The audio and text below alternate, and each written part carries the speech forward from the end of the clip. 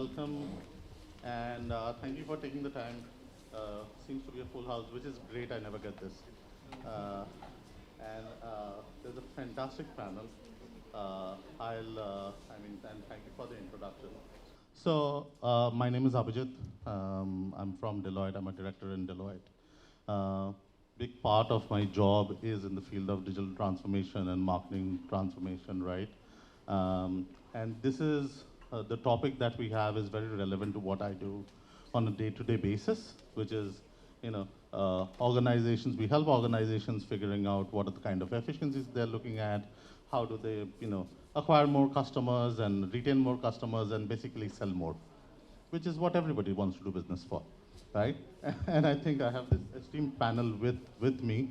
I will ask, so instead of doing introductions one by one, why don't we do, whenever you're speaking for the first time, give a quick intro and we'll get on to it, right? Uh, my last thoughts on this topic before I hand it over, my first question is, if I look at overall the technology space, which has been growing at a phenomenal space, right? Exponential, in fact, I would say the MarTech area is probably the most, and it's always, my personal challenge is just to keep up with things, right? Uh, and and same for I think everybody here, which is just keeping up, and how do you use it, and ultimately, you know, it's your business you're running, and whatever we are going to speak of is just tools, right? So, and that's my first question and my point and I'll ask Soumya to start with, is, your business, which is phenomenal, Clovia, right? I would like to hear a bit more about how you use data when it comes to decision making. Hi everyone, I'm Soumya. I'm one of the co-founders at Clovia. Now to answer to Abhijit's question. So Clovia is a completely data-driven company. Be it our products, be it our technology, be it our marketing, it is 100% data-driven. So even if we're making a night suit, then also we take customer feedback on what colors are performing, what fits are performing for them, and then either put it in reproduction or scrap it. On a daily basis, I think we collect about 150 million data points from the 3 million women that we've serviced so far. And so our entire marketing is driven around these data points. And while it's very easy to sort of get distracted and go after the long tail markers. Long tail markers be, someone bought a red colored lingerie from you and you want to convert them, upsell them on a night suit or a different product. But the easiest ones to convert are, the basics, the most simple items, abandoned cart. Someone came and saw your product but didn't buy. So they've already expressed an intent, they've already expressed interest in your product, and they are the easiest to convert. So when we keep it simple in marketing, it becomes easier to convert a customer on your portal. I think that's fantastic, keeping it simple, because believe me, a lot of the conversations I have, especially with senior executives, and I would like to hear any of you, right? Maybe Lokendra, you can pitch in here, which is, at the senior level, it's all about keeping it simple, but many, I would say, when it comes to team members and execution, people are like, do this analysis and that analysis, and to your point, 150 million data points sometimes fall short for them, apparently. No, absolutely. First of all, thank you very much for having me here. My name is Lokendra Saini. I am the Chief Operating Officer at EaseMyTrip. For EaseMyTrip, I think this is one of the major challenges that we are still trying to address. Given that we are not just an online travel company, but we are also expanding ourselves on a global landscape. Plus, we are also adding a lot of verticals to our businesses, right? Last 4-5 years have been of phenomenal growth for us, and we have had so much of data gathered out of that now we are in that process where we need to understand where to start from. So it becomes extremely important for us to understand, right, where we have to start and what we need to do. I think for us, that challenge actually is extremely big, that, how do we pick up the lowest hanging and how do we execute things that have a better ROI as compared to others. Because, while being in travel, there is another challenge that you face is that you can't keep yourself away from, certain services. So for example, if I'll say I will not focus on trains, would not really come across as a good brand positioning for me as a travel player in this space. So I have to put the, same emphasis from an organization standpoint. However, at the same time, being at the, position that I hold, it is equally important that I am also accountable for the P&L. And if I were to tell you from a P&L standpoint also, how much those data points really create a difference, you will be really amazed. So for example, if I were to give my whole day to all the categories, I'd like to give most of my time now to something like holiday packages or something like, B2B agent network, for example, where they can expand my business through their reach, right? The ROI on those sites are phenomenally high. The margins are extremely good as compared to if I now see that, how my flight business is doing, how much can I grow this from here to another 20% more.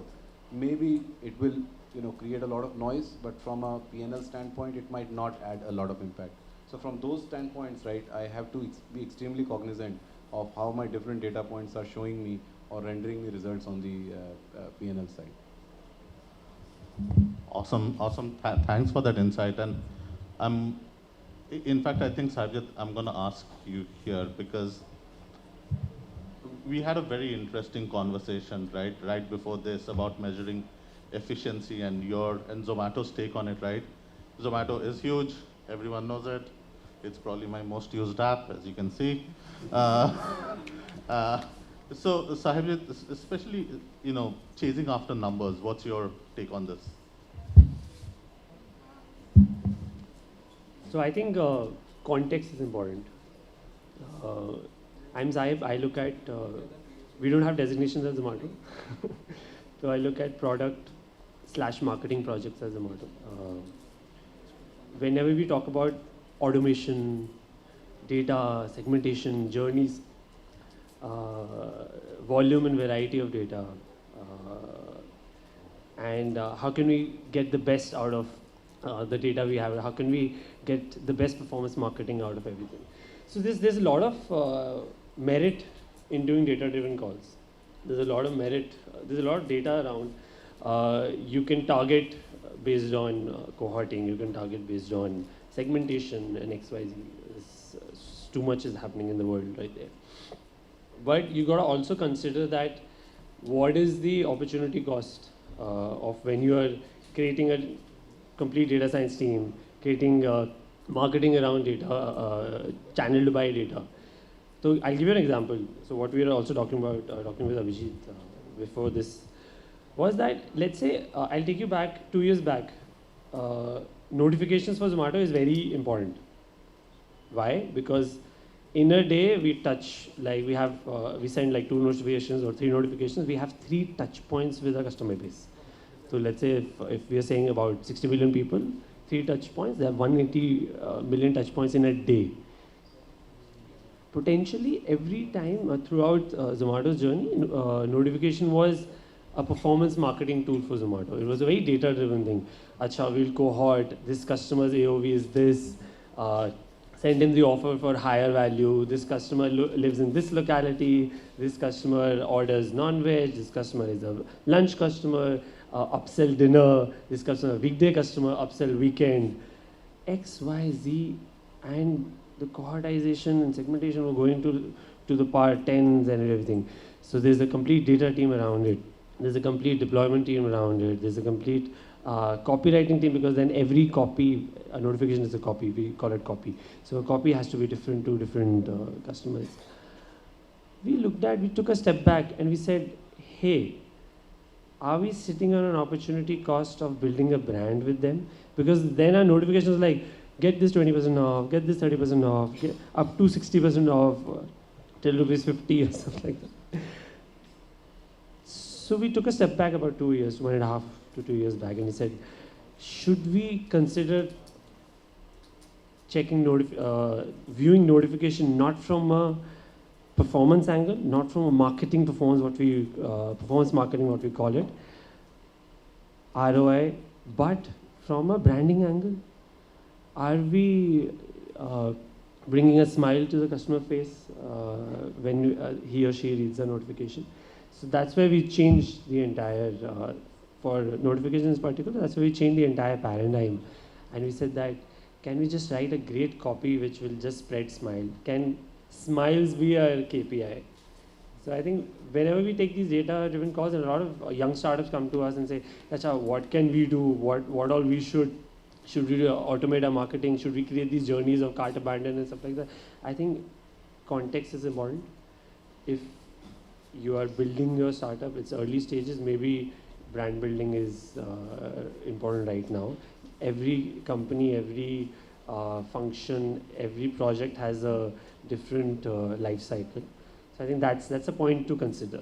So like what we'd consider for CRM for us. Thanks so much. Well, smiles are your new KPI. You heard that right here. I think that's fantastic. Thank you.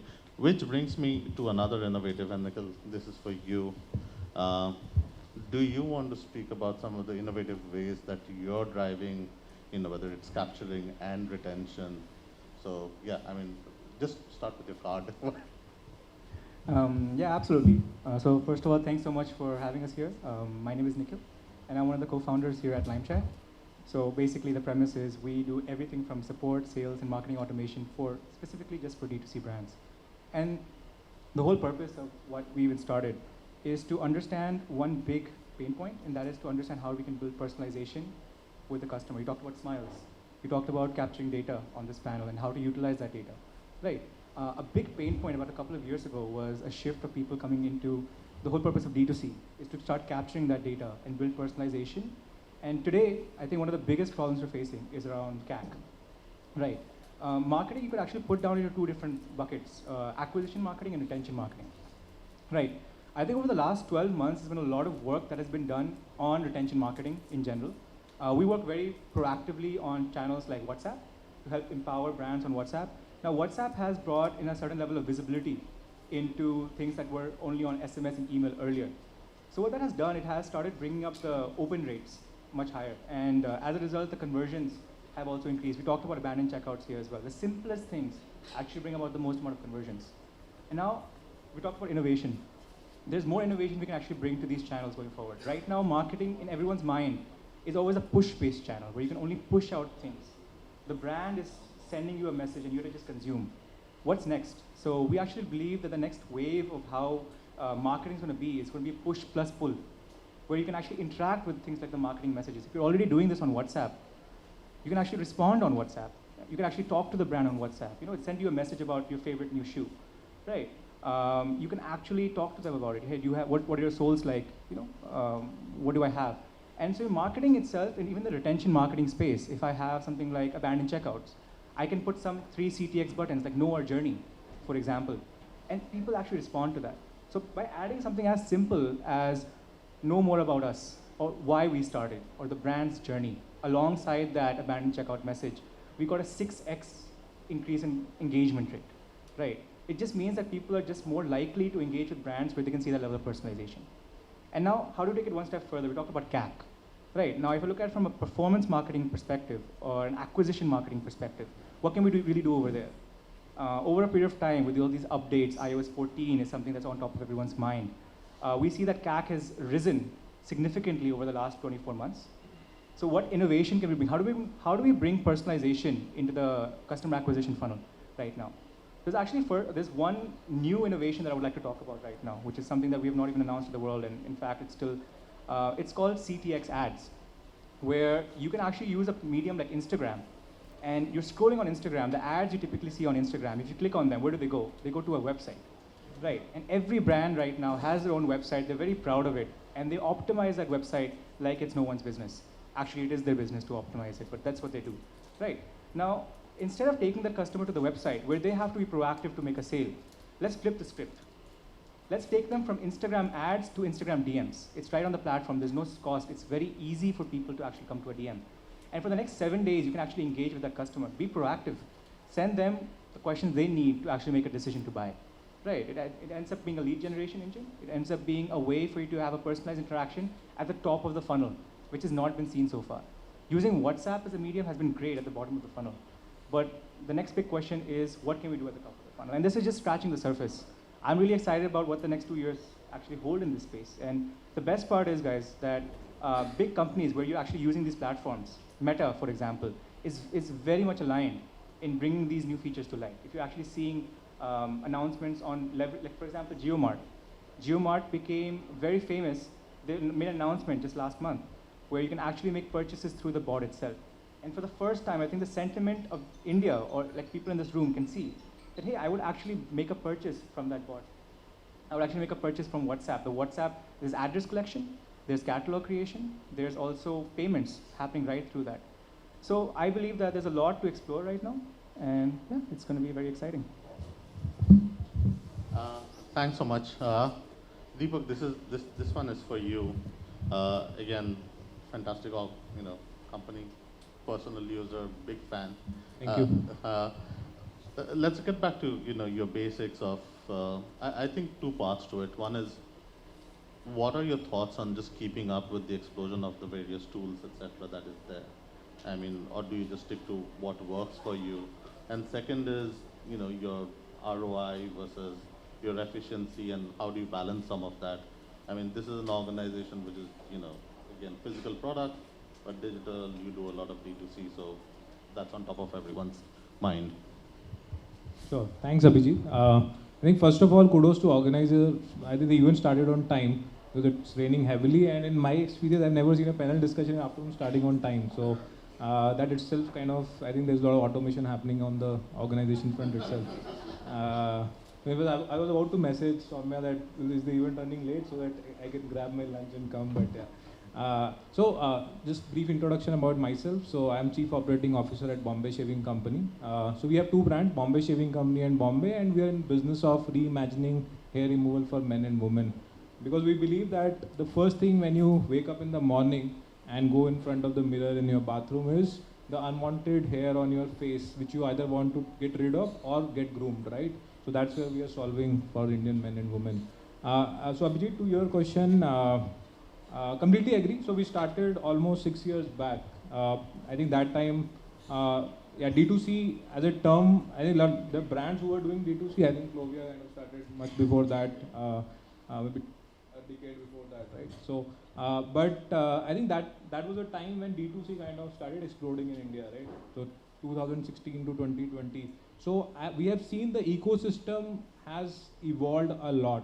Earlier you will have your own tech developers, and like everything has to be done in-house, right? Because the ecosystem was not there. I think now there are companies like LimeChat, which is helping kind of brands automate at no extra cost, plug and play, etc., and a lot of other kind of. So everything is solved. Payment is solved. CRM is solved. Even your front end is solved. Your back end is solved. Like I think there are solutions for everything right now, right? I think so. To your question, I think tools have helped a lot. So now, as a brand, my focus is on kind of acquiring the consumers at the minimal cost and serving them in the best possible manner. So, I believe that has simplified a lot. Secondly, I think what these tools have also helped us is to kind of get space for the team to focus on the right things, right? Because typically, if you get in a review with a performance team, etc., you will always get muzzled with data, and when you come out of the meeting, you realize that like nothing substantial has come out, right? There is always a follow-up for the next meeting, right? So I think this has also kind of helped to organize data better and kind of take faster decisions. Coming to the ROI, marketing has become expensive. I think the traditional ways of doing marketing through Facebook, Google, etc., have kind of become very expensive. So clearly you need more intelligent machines to kind of optimize your data points and kind of reach to them effectively. I think the way I look at this, I think there are 4 or 5 parts to the entire funnel, right? One is getting the traffic on your website at the lowest cost possible, which now there are a lot of artificial intelligence is available where the cohorting and kind of optimization on CPC happen on auto mode, right? So 80% of the work kind of gets simplified there. 20% is where you keep doing manual experiments and keep adding to that artificial intelligence. Second is, once somebody is on the website, how do you kind of customize the offering for them? So I think so that kind of becomes an important, because one thing that has happened post-COVID, every consumer thinks the product or brand I'm buying, especially online, is made for me, right? So I think the personalization, just more from the sentiment point of view in terms of ingredient used in a certain products, etc., have kind of become very high on consumer mind, right? So how do we make sure that offering is customized? I think that's what Soumya also touched upon. The third thing is, once the consumer have kind of not purchased but kind of have dropped off the funnel, how do you kind of reach out to him? That's what I think Nikhil also mentioned, right? How do you kind of reach out to consumer again? And fourth is post-purchase, right? Once the transaction has happened, because the cost of acquisition is high, you want to engage with the consumer in a way so that LTVs start making sense, right? So that way, I think the ROI becomes very important, and their automation helps. Now the question is, how do we measure that ROI impact on the automation? I think still a long way to go, because I think a lot of these new tools are in a very nascent stage. So frankly speaking, we have not been able to evaluate the impact, but clearly it kind of simplifies life for us so far. Yeah, as long as it's simplifying and making the money's coming in, right? Now the final one, the data, right? Yes. And we had some very interesting conversations, and I'll give a background to this. In my role as a consultant, I'm often asked, so who else has done this? What is the data? What is the efficiency you've seen? What is the improvement, etc.?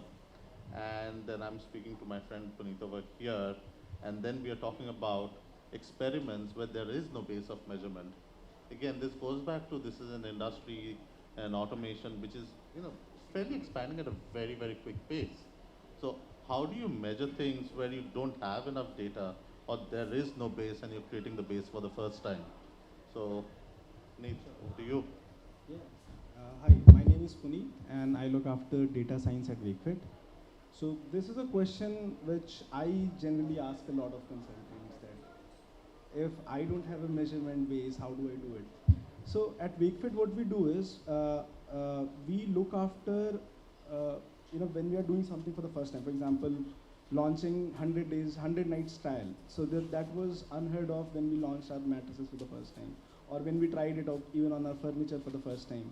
So we don't know whether to look at return rates increase, or whether to look at conversions have increased, whether to look at bottom of the funnel. We started doing some campaigns at the top of the funnel, so whether it is leading traffic or not.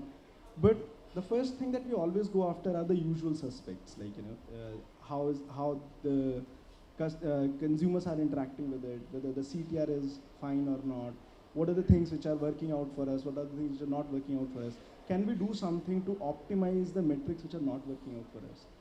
Then second part is always about something which I think Soumya touched upon, which is around CRM and everything. That you look in data, you crunch those 150 million data points, and then you come up with, can I target my repeat customers? Can I target a set of customers who had been loyal to us? Is this something which is going to give kick to them? Then if it is working out for them, we get some validation through customer calls, through feedback sessions, through focus groups to understand that whether it is really something that customer needs or not. But once we have done it for the first time, then it comes right in our hand that we know that what is our benchmark for the first time. Can I move my base maybe 1%? Can I move my base to 2%? What are the key factors which affected me last time? Can I try to optimize those factors? What are the things which did not work last time? So those are the kind of tools that we try to optimize for. But essentially, looking at data from a much more objective standpoint, and something that Lokendra also touched upon, ROI, whether it hits the P&L, how it is hitting the P&L. So those are the things which really, really help us reach to the point where we know that there is a bit of movement from the last time. There's a bit of movement from last time. So those are some of the factors, and then some of the things that Sahibji touched on. Smiles as a KPI. So we Wakefit usually does a lot of performance marketing, digital marketing, whatnot. But we also do a lot of viral content marketing. So one of the so-called KPI for us is, has it reached family WhatsApp groups or not. So if it has reached family WhatsApp groups, we are very happy that this content has worked for us. This has generated the reach that we wanted people to get at. That's an awesome point. My next question, and Lokendra, this is for you, probably in your role as CEO, because this is beyond marketing and beyond marketing automation, right? Are there some ways where you've seen marketing automation also impact other areas, or vice versa, right? So investments in marketing, let's say, or you've had to make, let's say, because in your industry, again, it's gone through turmoil because of COVID in the last 2 years. Are there newer ways you're looking at data? So I think these are a couple of things if you could touch upon. No, absolutely. I think that's a very good question. When we see travel industry from outside, it seems like, there are like core components like flight, hotels, trains, buses, and that's where the journey ends, right? But when you are inside the system, you realize that, it goes way, way beyond that. It's so scattered. I would consider travel as the only industry with that kind of a overall impact in the economy, being so highly scattered and unorganized, right? And the reason for that is that, there are multiple, factors and components that add to the overall business volume of what is being done in the travel industry. And to name the few, you have got B2B companies which are doing it. There are OTAs which are there. And then there are, destination management companies which are there. So combined of all, there are a lot of things that you can actually look and, try and capture them. And hence what I'm trying to say is that, from a travel company standpoint, what becomes extremely important is that how do I approach my flight user as compared to my hotels user, and trains and buses obviously go in the same line, but how do I also try and understand that from my set of users who are there, because we are already 11 million plus registered users, that's a huge data.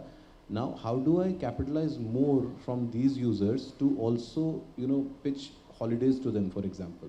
Or how can I also find out amongst these set of users who could be my potential international travelers, right? I mean, that's a big business. Along with that, what we also keep on doing constantly from a MarTech standpoint is that somebody who has booked a flight, why have they not booked a hotel through me? Right, either it could be a corporate traveler or it could be a leisure traveler. Either way, unless they are going to their home, they will be needing some place to stay. What is that they are finding better to book a hotel on another platform that I am not able to give? Now, that also brings me to share something more interesting around this space, is that when you talk about travel, nobody owns anything, right? We are just selling commodities. For us, we are selling the same set of airlines that anybody else is selling.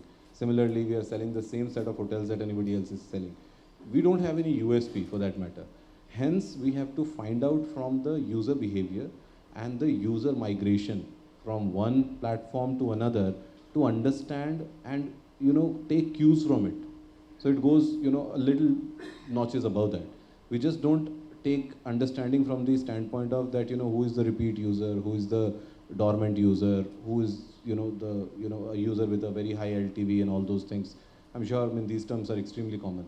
But what is all the more important for us is that why a user doing flight is not doing hotel, or why a user is doing flight consistently for domestic, has never tried international. If we see that user's average spend in a month is in the range of 2, 3, 5 lakh rupees.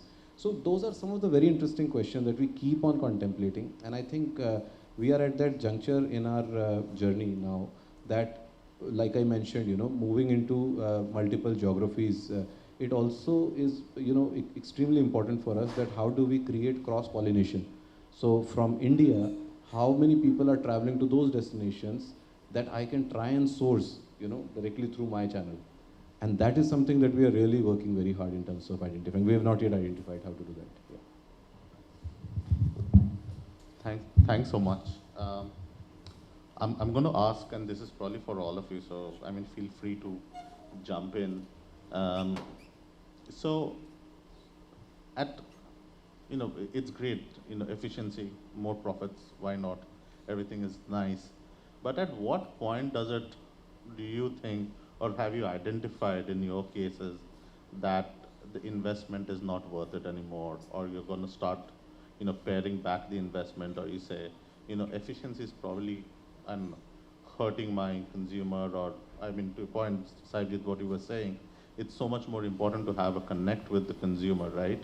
So anyone feel free to jump in, talk about at what point, or have you already made some decisions on, consumer is much more important than the efficiency. I think any given day, consumer is the king. Whatever the customer needs, you have to do. You have to be present where your customer is. You have to speak the language that they're liking. So in our case, in Clovia's case, we do everything around the keyword joy. That's become our brand personality. So even if if you're able to solve a customer's problem, we celebrate it with her in a joyful tone. And if you're not able to solve her problem, then also we celebrate it with her and laugh at it together. So our entire social content, our entire marketing content that goes out is around the keyword joy.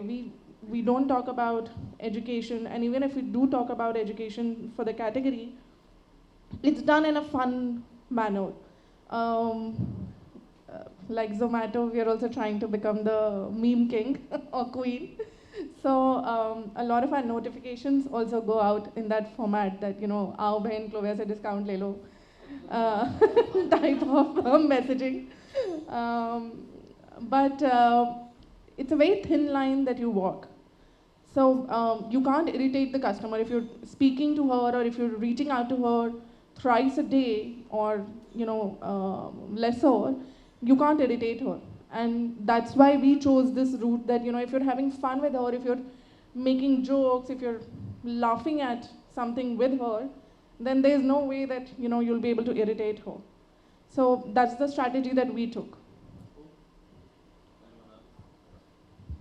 I think when it comes to communication, a lot of marketing is also, it's a brand talking to a customer. And where you pull off is suddenly wherever there's a bot talking to a customer, that's where you pull off. It always should be a human talking to a human. People don't love brands. People love the people who are building that brand. So it's always that human connect.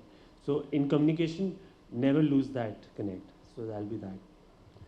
In more performance marketing related investments, or wherever we feel that this is ROI driven, I'm not building my brand here. I'm going to get customers from there. I'm going to get new customers from there. I'm going to amplify conversions. I'm going to amplify, I want to upsell. We were talking a lot about upselling and cross-selling. Over there, it is based on that, I'll try and give an example of where we are in food industry today. Today, everybody knows Zomato. We've marketed so much in this world. Why would we ever need digital marketing? But we still need it because we're trying to grow the category now. We're trying to grow the category, food delivery as a category. Let's say in top 50 cities, it's there. But have we deeply penetrated in the next 250 cities or next 500 cities beyond that? So I think context is important. In terms of ROI-driven marketing, wherever you're doing, context is important. Are you in a phase where you would like to have there's a ROAS, stuff, that return on ad investment? Are you saying that if you're getting good return on ad investment, but still, are you growing at the pace you should be growing as a small startup? If not, don't care about ROAS, care about growth. But at a time where your focus is profitability, care about how every rupee spent is getting the dollar back. So I think it's context of where you are in your company's journey. So that's how you decide.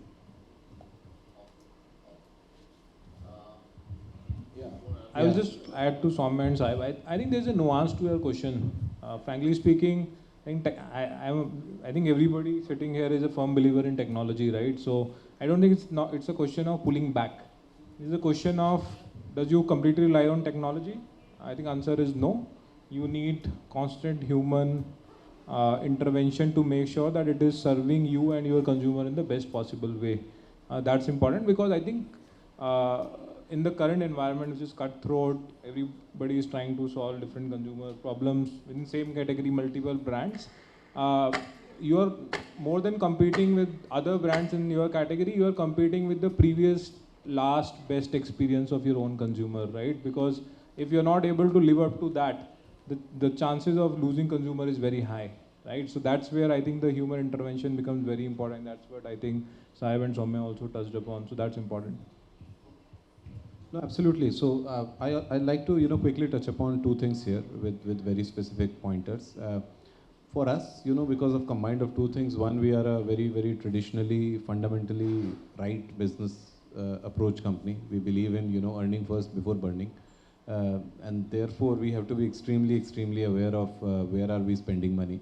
And therefore, I'm always excited to attend such events is, where I can catch up with somebody who can come up with the solutions, how we can try and automate a few things in a certain category which is not good ROI generating.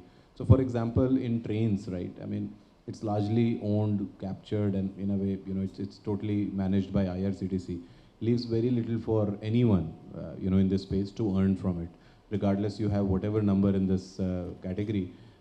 Truth be told, from a margin standpoint, it doesn't even serve salaries of more than 20 people in the organization.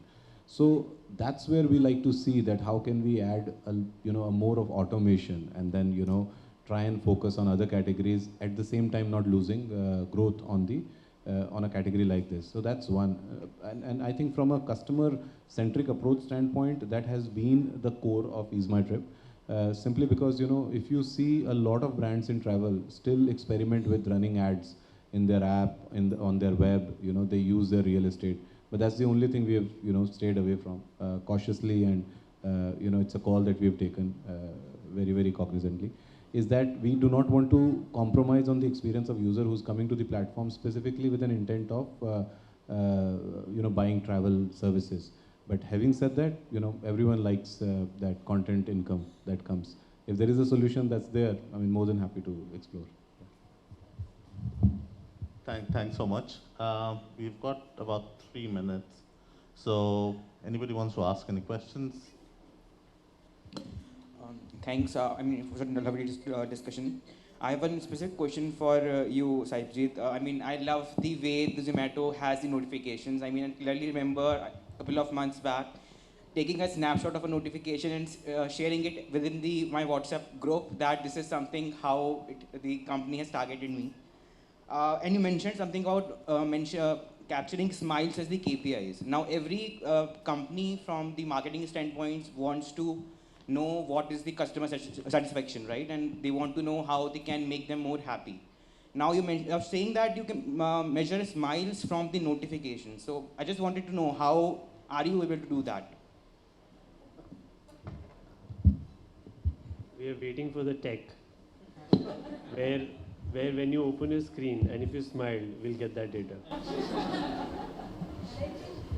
if I try to just say, the number of people who are trying to mimic what these guys are doing, because someone who's on the stage itself said she wanted to do something.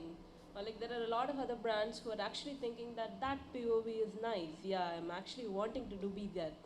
And I think that's a reflection of smile. That's something which is bringing a change in someone else's life. Also, there's anecdotal references which you can, try and drive, acha, this is working, this is not working. Like you mentioned, screenshots and sharing. You would have shared on a WhatsApp. People also share on social media. So I think culmination of what is being shared, is this, we talked about, is it reaching WhatsApp groups? So I think somewhere we get those signals. There's no hard check on, there's no hard boundary in our team like, acha ye kitna chala, kitne social mentions aaye, kya hua iska? We don't do that. And it's a very conscious call for a brand to take that.